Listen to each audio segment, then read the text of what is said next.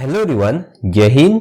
इस वीडियो में हम अकाउंटिंग और जीएसटी में जो रिपीटेडली यूज होते हैं उन Excel tips, tricks and formulas को कवर करेंगे। इस सीरीज में इसके पहले भी हमने 2 वीडियो बनाए हैं जिसकी लिंक आपको डिस्क्रिप्शन में मिल जाएगी, आप उनको वहां पर जाकर देख सकते हैं। तो मेरा नाम आदित्य है और ये वीडियो आपको यूजफुल लगे तो मुझे अप्रिशिएट करने के लिए वीडियो को लाइक कीजिए और चैनल को सब्सक्राइब करना मत भूलिए। Let's begin. अभी सबसे पहले हम देखते हैं कि एक्सेल में हम कैमरे का इस्तेमाल करके हमारा काम जल्दी से कैसे कर सकते हैं। मतलब देखिए, मैं इसको अभी डिलीट कर देता हूं। यहां पर मैं इसको सिलेक्ट कर देता हूं और यहां पर कैमरे का आइकॉन है, यहां पर क्लिक कर देता हूं और यहां पर कहीं पर भी मैं ड्रैग कर देता हूं।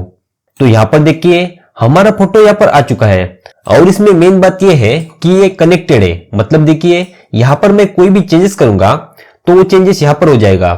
कंट्रोल जी करूंगा तो यहां पर हो जाएगा। यहां पर अगर मैं बोल्ड करूंगा तो यहां पर बोल्ड हो जाएगा। यहां पर अगर मैं कलर करूंगा तो एक कलर हो जाएगा। मतलब ये कनेक्टेड है। तो एक्सेल में कैमरे का इस्तेमाल हम एमएस रिपोर्ट बनाते वक्त या फिर कोई इंफॉर्मेशन आप कंपेयर करना चाहते हैं तो कर सकते हैं। मतलब देखिए यहां पर हमारे पास डेटा है और यहां पर हम कुछ देखना चाहते हैं, मतलब ये जोन राइट है या रॉन्ग है या फिर कंपेयर करना चाहते हैं, तो आप यहां पर जाइए, जितना भी चाहते हैं आप इसको सिलेक्ट कीजिए, यहां पर कैमरे के आइकन पे क्लिक कीजिए और यहां पर आकर इसको ड्रैग कीजिए। ओके, तो यहां पर देखिए ये इमेज आ चुका है। अभी आप यहां से इसको कंपेयर कर सकते हैं और अगर आप कोई रिपोर्ट बना रहे हैं और इसको वैसे के वैसे रखना चाहते हैं तो भी रख सकते हैं। जैसे भी आप यहां पर चेंजेस करेंगे यहां पर भी वो ऑटोमेटिक चेंज हो जाएगा। और जब आप इसको नहीं चाहते तो यहां पर डिलीट की का इस्तेमाल करके इसको डिलीट कर सकते हैं। अभी कैमरा यहां पर लाने के लिए आप यहां पर जाइए, यहां पर मोर कमांड, यहां पर आप ऑल कमांड को सिलेक्ट कीजिए और यहां पर सी प्रेस कीजिए और यहां पर कैमरा को सर्च कीजिए। यहां पर कैमरा, इसको यहां पर ऐड करना है, यहां पर ऑलरेडी ऐड है और ओके करना है, तब यहां पर कैमरे का आइकॉन यहां पर आ जाएगा। अभी हम देखते हैं कि किसी 2 शीट में हम डिफरेंस को कैसे फाइंड आउट कर सकते हैं। मतलब देखिए यहां पर सेल्स 1 है और यहां पर सेल्स 2 है और दोनों में डिफरेंस है। अगर इस डिफरेंस को फाइंड आउट करना है तो हम कैसे कर सकते हैं। तो इन 2 शीट में हमें कोई बेस पकड़ना पड़ेगा। मतलब यहां पर मैं जीएसटी नंबर को बेस पकड़ता हूं, मतलब यहां पर भी जीएसटी नंबर सेम होगा और यहां पर भी सेम होगा। अभी मैं क्या करता हूं, अभी मैं शीट 1 में यहां पर जीएसटी नंबर से लेकर अमाउंट तक कॉपी कर देता हूं। Control shift right arrow, control shift down arrow, control C यानी कॉपी, और यहां पर मैं एक वर्कशीट को क्रिएट कर देता हूं और यहां पर उसको पेस्ट कर देता हूं। और ये जो हमारा सेल्स है वो सेल्स 1 से है, तो मैं यहां पर टाइप लिख देता हूं और यहां पर S1 मतलब सेल्स 1 लिख देता हूं, एंटर, और इसको कॉपी कर देता हूं। कंट्रोल सी, यहां पर आता हूं कंट्रोल डाउन एरो, यहां पर आता हूं कंट्रोल शिफ्ट अप एरो और कंट्रोल वी मतलब पेस्ट कर देता हूं। मतलब ये जो हमारा डेटा है वो सेल्स 1 का है। अभी मैं सेल्स 2 में जाता हूं और यहां पर भी जीएसटी नंबर से control shift right arrow, control shift down arrow, control C, और यहां पर आता हूं और इसी के नीचे मैं इसको पेस्ट कर देता हूं, कंट्रोल वी। आपको एक बार देखना है कि जीएसटी नंबर और आपकी जो अमाउंट है वो एक दूसरे के नीचे आनी चाहिए, नहीं तो आप इसको एडजस्ट कर सकते हैं। अभी यहां पर सेल्स 2, क्योंकि ये सेल्स 2 का डेटा है तो मैं यहां पर S2 लिख देता हूं। आपको जो चाहिए आप लिख सकते हैं जैसा आपको समझ में आए। इसको मैं कॉपी कर देता हूं, यहां पर आता हूं कंट्रोल डाउन एरो, यहां पर आता हूं कंट्रोल शिफ्ट अप एरो और कंट्रोल वी। मतलब अभी ये ऊपर डेटा है वो सेल्स 1 का है और ये जो डेटा है वो सेल्स 2 का है। मैं ये बीच की हेडिंग को यहां पर डिलीट कर देता हूं। अभी यहां पर टाइप है, यहां पर जीएसटी नंबर और यहां पर अमाउंट है।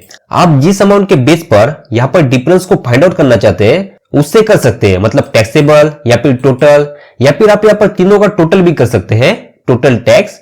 तो मैं यहां पर टोटल टैक्स ही कर देता हूं क्योंकि मोस्टली हम टैक्स से ही मैच करते हैं। तो मैं यहां पर टोटल टैक्स लिख देता हूं, इंटर, और यहां पर is equal to IGST plus CGST plus SGST, enter, और इसको कॉपी करके यहां पर आता हूं कंट्रोल डाउन एरो और यहां पर आकर कंट्रोल शिफ्ट अप एरो और कंट्रोल वी। मतलब यहां पर हमारी टोटल टैक्स आ चुकी है।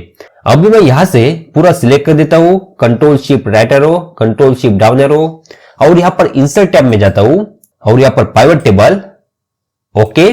अभी जीएसटी नंबर को मैं यहां पर रोज में डाल देता हूं टाइप को मैं यहाँ पर कॉलम में डाल देता हूं और यहाँ पर टोटल टेक्स्ट को मैं वैल्यूज में डाल देता हूं। इसको पूरा सिलेक्ट कर देता हूं, कंट्रोल सी और कंट्रोल अल्ट वी इंटर, मतलब पेस्ट। अभी यहाँ पर हमारे पास जीएसटी नंबर है और सेल्स 1 का टैक्स है, सेल्स 2 का टैक्स है और यहाँ पर टोटल है। यहाँ पर हम डिफरेंस को फाइंड आउट करते हैं, is equal to sales 1 minus sales 2 enter. इसको कॉपी करके कंट्रोल सी पूरा नीचे पेस्ट कर देते हैं, कंट्रोल वी। अभी यहां से इसको पूरा सिलेक्ट कर देते हैं, control shift right arrow, control shift down arrow और फिल्टर के लिए कंट्रोल शिफ्ट एल और इसको पूरा सिलेक्ट कर देते हैं। यहां से कंट्रोल स्पेस, यहां पर होम टैब में यहां पर कॉमा लगाते हैं और यहां पर डेसिमल को हटा देते हैं। उसके बाद यहां पर डिफरेंस पे हमें इसको ओपन करना है और ये जो डैश है मतलब यहां पर कुछ डिफरेंस नहीं है, इसको हटाना है। ओके, तो आप यहां पर देख सकते हैं इस जीएसटी नंबर में सेल्स 1 में इतना है, सेल्स 2 में इतना है और डिफरेंस इतना है। इस जीएसटी नंबर में सेल्स 1, सेल्स 2 और डिफरेंस और ग्रैंड टोटल में इतना डिफरेंस है। बाद में फिल्टर में सर्च करके आप इस डिफरेंस को फाइंड आउट कर सकते हैं। इस तरह से दोनों शीट में आप कंपेयर करके इजीली डिफरेंस को फाइंड आउट कर सकते हैं। अभी हम देखते हैं कस्टम लिस्ट। अगर आपके पास कोई लिस्ट है जो आप हमेशा यूज करते हैं तो आप उसको कस्टम लिस्ट में सेव कर सकते हैं और जब भी आप ड्रैग करेंगे वो लिस्ट आपके पास आ जाएगी। मतलब यहां पर देखिए, मान लीजिए मेरे पास एक लिस्ट है जो कि बहुत इंपॉर्टेंट है और किसी भी एक्सेल शीट में मैं काम कर रहा हूं तो वहां पर मुझे इस शीट की रिक्वायरमेंट होती है, तो मैं इसको कस्टम लिस्ट में सेव करूंगा। उसके लिए मैं यहां पर फाइल में जाता हूं, यहां पर ऑप्शंस, यहां पर एडवांस और यहां पर मैं नीचे जाता हूं तो यहां पर जनरल सेक्शन में यहां पर एडिट कस्टम लिस्ट, इसको सिलेक्ट करना है और यहां पर क्लिक करके हमें इस रेंज को सिलेक्ट करना है। तो मैं यहां पर क्लिक कर देता हूं और यहां से मैं इस लिस्ट को सिलेक्ट कर देता हूं यहां तक और दोबारा इस एरो पर क्लिक कर देता हूं और यहां पर इंपोर्ट कर देता हूं और यहां पर हम कॉलम को चाहते हैं, ओके, और यहां से हमें इसको ऐड करना है। तो देखिए ये जो लिस्ट है वो यहां पर ऐड हो चुकी है। हम ओके करेंगे, यहां पर भी ओके। अभी आप किसी भी एक्सेल शीट में आप यहां पर जोन को टाइप करेंगे और यहां से इसको ड्रैग करेंगे तो ये जो लिस्ट है वो हमारे पास आ जाएगी। यहां पर मैं इसी को कंट्रोल सी करके कॉपी कर देता हूं, यहां पर पेस्ट कर देता हूं और इसको ड्रैग कर देता हूं। तो यहां पर देखिए जीएसटी नंबर की जो लिस्ट है वो हमारे पास आ चुकी है। देखिए यहां पर सेम है क्योंकि ये जो लिस्ट है वो कस्टम लिस्ट में सेव है। इसी तरह से आपके जो इंपॉर्टेंट लिस्ट है इनको आप कस्टम लिस्ट में सेव कर सकते हैं और आपके टाइम को आप सेव कर सकते हैं। अभी हम देखते हैं कि हम किसी भी शीट को साइड बाय साइड व्यू कैसे कर सकते हैं। मतलब मान लीजिए आप किसी भी दो शीट में कंपेयर कर रहे हैं या फिर एक ही शीट में आप कंपेयर करना चाहते हैं। मतलब मान लीजिए ये सेल्स 1 है और सेल्स 2 है, इनको आप कंपेयर करना चाहते हैं और आप यहाँ पर साइड बाय साइड इनको देखना चाहते हैं। तो आपको यहाँ पर व्यू में जाना है और यहाँ पर आप न्यू विंडो कीजिए तो इसकी एक अलग विंडो क्रिएट हो जाएगी। उसके बाद आप व्यू में जाकर इसको अरेंज ऑल कीजिए और यहाँ पर जैसे भी आप चाहते हैं, मैं यहाँ पर वर्टिकल चाहता हूं, ओके। तो यहाँ पर हमारे पास सेम शीट यहाँ पर दो जगह पर आ चुकी है। अभी यहां से हम इसको कंपेयर कर सकते हैं। यहां से हम देख सकते हैं सेल्स 1, यहाँ पर सेल्स 2, हम यहाँ पर स्क्रोलिंग करके इसको कंपेयर कर सकते हैं। और अगर आप स्क्रोलिंग को सिंक्रोनाइज करना चाहते हैं तो आप यहाँ पर व्यू टैब में यहाँ पर व्यू साइड बाय साइड, उसके बाद यहाँ पर सिंक्रोनाइज स्क्रोलिंग, इसको सिलेक्ट कीजिए। तो यहाँ पर देखिए हम यहाँ पर नीचे जाएंगे तो यहाँ पर भी नीचे जाएंगे, यहाँ पर भी नीचे जाएंगे तो अपने आप यहाँ पर भी नीचे जाएंगे। मतलब आपकी जो स्क्रोलिंग है वो सिंक्रोनाइज हो जाएगी। और इसके फॉर्मेटिंग में कोई भी चेंजेस होती है तो यहाँ पर आप अरेंज ऑल में जाइए और यहाँ पर वर्टिकल कर सकते हैं और ओके कर सकते हैं, मतलब ये वर्टिकल हो जाएगा। तो इस तरह से हम किसी भी एक लिस्ट को या फिर दो लिस्ट को एक दूसरे के साथ कंपेयर कर सकते हैं। और जब भी आपका कंप्लीट हो जाएगा आप एक लिस्ट को कट कीजिए और दूसरी लिस्ट को मैक्सिमाइज कीजिए। अभी हम सबसे छोटा लेकिन सबसे इंपॉर्टेंट ऑप्शन देखते हैं, वो है फ्रीज पेन्स। मतलब देखिए यहां पर मेरी हेडिंग है, मैं इसको बोल्ड कर देता हूं। जैसे मैं नीचे जाता हूं मेरी हेडिंग ऊपर गायब हो जाती है, लेकिन मैं चाहता हूं कि ये जो अमाउंट है इसकी हेडिंग क्या है वो मुझे हमेशा शो होनी चाहिए। तो मैं यहाँ पर ऊपर जाता हूं और जिस हेडिंग को मैं चाहता हूं उसके नीचे में मैं रो को सिलेक्ट कर देता हूं और यहाँ पर व्यू टैब में जाकर यहाँ पर फ्रीज पेन्स और यहाँ पर फ्रीज पेन्स, ओके।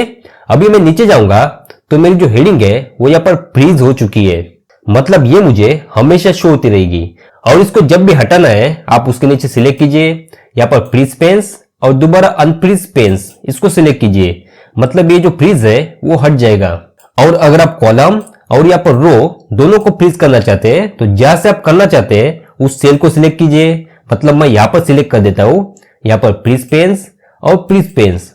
मतलब हम नीचे जाएंगे तो ये हेडिंग फ्रीज रहेगी और यहाँ पर जाएंगे तो ये जो हेडिंग है वो भी फ्रीज रहेगी। और जब भी हटाना है इसको सिलेक्ट कीजिए, यहाँ पर फ्रीज पेंस और अनफ्रीज पेंस। तो इस तरह से आप किसी भी रोज या फिर किसी भी कॉलम को फ्रीज कर सकते हैं।